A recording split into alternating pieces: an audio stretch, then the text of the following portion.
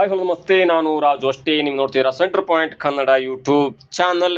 ಈ ಸಲದ IPL ಅಂದ್ರೆ 2026ರ IPL ಟೂರ್ನಮೆಂಟ್ ಮಾರ್ಚ್ 28ರಂದು ಅಂದ್ರೆ ನಾಳೆ ಪ್ರಾರಂಭವಾಗಲಿದೆ, ಅಂದ್ರೆ ಉದ್ಘಾಟನೆಯಾಗಲಿದೆ. ಈ ಉದ್ಘಾಟನಾ ಪಂದ್ಯದಲ್ಲಿ ಹಾಲಿ ಚಾಂಪಿಯನ್ ಆಗಿರುವಂತಹ RCB ರಾಯಲ್ ಚಾಲೆಂಜರ್ಸ್ ಬೆಂಗಳೂರು ತಂಡವು ಸನ್ ರೈಸರ್ಸ್ ಹೈದರಾಬಾದ್ ತಂಡವನ್ನ ಎದುರಿಸ್ತಾ ಇದೆ. ಈ ಪಂದ್ಯವು ಬೆಂಗಳೂರಿನ ಚಿನ್ನಸ್ವಾಮಿ ಸ್ಟೇಡಿಯಂನಲ್ಲಿ ಆಗ್ತಾ ಇದ್ದು ಭಾರತೀಯ ಕಾಲಮಾನ ಸಂಜೆ 7:30ಕ್ಕೆ ಪ್ರಾರಂಭ ಕೂಡ ಆಗತ್ತೆ.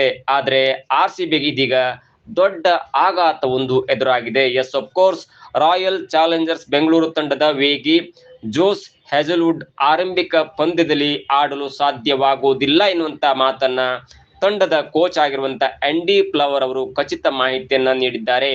ಗಾಯದ ನಡುವೆಯೂ ಕೂಡ RCB ಪಾಳ್ಯವನ್ನ ಸೇರಿಕೊಂಡಿರುವಂತ ಹ್ಯಾಜಲ್ವುಡ್ ಇನ್ನು ಸಂಪೂರ್ಣವಾಗಿ ಚೇತರಿಸಿಕೊಂಡಿಲ್ಲ. ಹೀಗಾಗಿ ಫಿಟ್ನೆಸ್ ಸಮಸ್ಯೆಗಳಿಂದಾಗಿ ಅವರು ನಾಳೆಯ ಪಂದ್ಯವನ್ನ ಆಡುವುದಿಲ್ಲ ಎನ್ನುವಂತ ಮಾತನ್ನ ಆಂಡಿ ಫ್ಲವರ್ ಅವರು ಹೇಳಿದ್ದಾರೆ. ಹ್ಯಾಜಲ್ವುಡ್ ಬಹಳ ದಿನಗಳಿಂದ ಗಾಯದಿಂದ ಬಳಲುತ್ತಾ ಇದ್ದಾರೆ. ಇದರಿಂದಾಗಿ ಅವರು ಆಸೆಸ್ ಸರಣಿಯನ್ನು ಮಾತ್ರವಲ್ಲದೆ T20 ವಿಶ್ವಕಪ್ನಲ್ಲೂ ಕೂಡ ಭಾಗವಹಿಸಲು ಸಾಧ್ಯವಾಗಿರಲಿಲ್ಲ. ನವೆಂಬರ್ 2025ರಿಂದ ಇಲ್ಲಿಯ ತನಕ ಕ್ರಿಕೆಟ್ನಿಂದ ಹೊರಗೆ ಉಳಿದಿರುವಂತಹ ಹ್ಯಾಜಲ್ವುಡ್ ಅವರು ಮಂಡಿರಜ್ಜು ಮತ್ತು ಅಖಿಲೇಶ್ ಸ್ನಾಯುರಜ್ಜು ಸಮಸ್ಯೆಗಳಿಂದ ಬಳಲ್ತಾ ಇದ್ದಾರೆ. RCBಯ ಬೌಲಿಂಗ್ ಭಾಗದಲ್ಲಿ ಪ್ರಮುಖ ಪಾತ್ರವನ್ನ ವಹಿಸ್ತಾ ಬಂದಿರುವಂತಹ ಹ್ಯಾಜಲ್ವುಡ್ ಅವರ ಅನುಪಸ್ಥಿತಿಯಲ್ಲಿ ತಂಡವು ಇತರ ವೇಗದ ಬೌಲರ್ ಗಳನ್ನ ಹೆಚ್ಚು ಅವಲಂಬಿಸಲೇಬೇಕಾಗತ್ತೆ. ಕಳೆದ ಆವೃತ್ತಿಯಲ್ಲಿ ಅಂದ್ರೆ 18ನೇ ಆವೃತ್ತಿಯಲ್ಲಿ ಜೋಸ್ ಹ್ಯಾಜಲ್ವುಡ್ ಅವರು 12 ಪಂದ್ಯಗಳನ್ನ ಆಡಿದ್ರು. ಆ 12 ಪಂದ್ಯಗಳಲ್ಲಿ ಬರೋಬ್ಬರಿ 22 ವಿಕೆಟ್ ಗಳನ್ನ ಪಡ್ಕೊಂಡಿದ್ರು.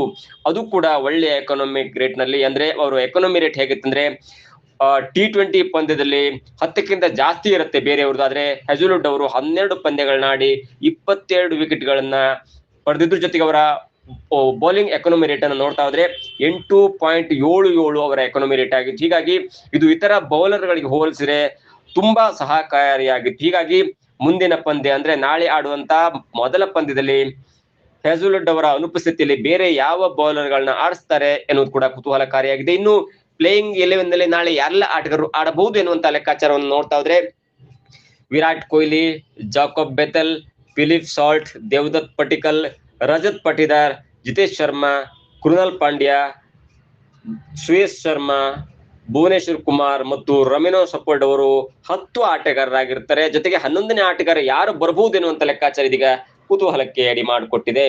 ಇದಾಗುತ್ತೆ ಇವತ್ತಿನ ವಿಶೇಷ. ನೋಡ್ತಾ ಇರಿ centre point Kannada YouTube channel.